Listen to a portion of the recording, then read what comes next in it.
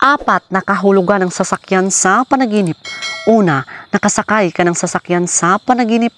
Kung nakasakay ka ng kotse sa panaginip, ito ay nangangahulugan ng iyong kontrol sa buhay at direksyon ng iyong mga desisyon. Kung jeep naman, ito ay nangangahulugan ng kakayahan mong magtagumpay sa kabila ng mga hamon sa buhay. Kung bus naman, ito ay nangangahulugan ng iyong pakiramdam ng pagiging bahagi ng mas malaking grupo o lipunan. Kung motorsiklo naman, ito ay nangangahulugan ng iyong pangangailangan para sa kalayaan at mabilis na paggalaw sa buhay. Kung eroplano naman, ito ay nangangahulugan ng iyong mataas na ambisyon at pangarap na umangat sa buhay. Kung bisikleta naman, ito ay nangangahulugan na ikaw ay nagsusumikap at kumikilos ng mag-isa sa iyong buhay. Kung tren naman, ito ay nangangahulugan ng takbo ng buhay na sunod-sunod at may mga limitasyon o takdang oras. Kung barko naman, ito ay nangangahulugan ng iyong emosyonal na estado, partikular sa mga pagbabago at paglalakbay ng buhay. Pangalawa, nagmamaneho ka ng sasakyan sa panaginip.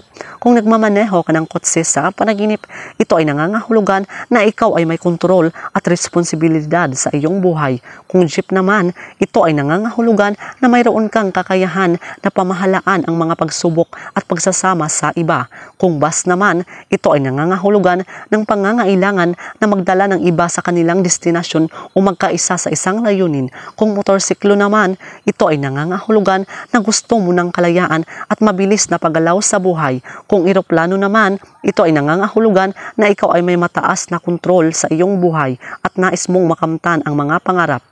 Kung bisikleta naman, ito ay nangangahulugan ng kontrol at pagpapasya sa iyong mga personal na layunin at direksyon sa buhay. Kung tren naman, ito ay nangangahulugan na ikaw ay mayroong pagpapasya at kontrol sa iyong landas, ngunit may mga limitasyong hinaharap. Kung barko naman, ito ay nangangahulugan na ikaw ay may kakayahan, magtulungan at maggabay ng iba, pati na rin kontrolin ang emosyonal na aspeto ng buhay. Pangatlo, bumaba ka ng sasakyan sa panaginip. Kung bumaba ka ng kotse sa panaginip, ito ay nangangahulugan na ikaw ay nagdesisyong baguhin ang direksyon o layunin ng iyong buhay. Kung jeep naman, ito ay nangangahulugan ng iyong desisyon na kumalas o umalis mula sa isang pangkat o sitwasyon. Kung bus naman, ito ay nangangahulugan ng paglimos ng iyong pagkakakilanlan mula sa isang kolektibong grupo. Kung motorsiklo naman, ito ay nangangahulugan ng isang pagbabago sa iyong pagpapahalaga sa kalayaan at mabilis na aksyon. Kung eroplano naman, ito ay nangangahulugan na ikaw ay nag-aalangan o natatakot sa mga ambisyon o pangarap na nais mong abutin. Kung bisikleta naman, ito ay nangangahulugan ng pansamantalang paghinto sa iyong personal na pagsusumikap o layunin. Kung tren naman, ito ay nangangahulugan ng pagbabago sa iyong landas o desisyon na lisanin ang isang takdang ruta. Kung barko naman, ito ay nangangahulugan ng pagtatapos ng isang emosyonal na yugto o pagbabago sa iyong buhay.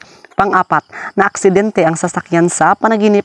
Kung ang kotse ay na-aksidente sa panaginip, ito ay nangangahulugan ng mga problema o hindi pagkakaunawaan sa iyong buhay o relasyon. Kung jeep naman, ito ay nangangahulugan ng pagkaabala o pagsubok sa iyong mga plano at relasyon sa ibang tao.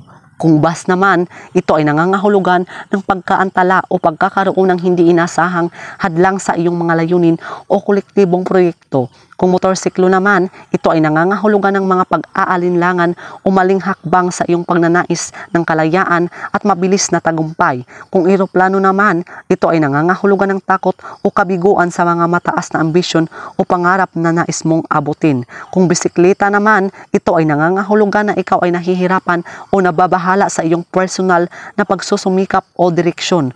Kung tren naman, ito ay nangangahulugan ng mga pagkaantala o problema sa takbo ng iyong buhay na hindi mo kayang kontrolin. Kung barko naman, ito ay nangangahulugan ng emosyonal na pagkabigo o pag-aalala na nauugnay sa malalaking pagbabago o paglalakbay sa buhay. So yun lang po mga kaibigan. So please do subscribe and hit the notification bell para ma-update po kayo sa susunod na mga videos. Maraming salamat.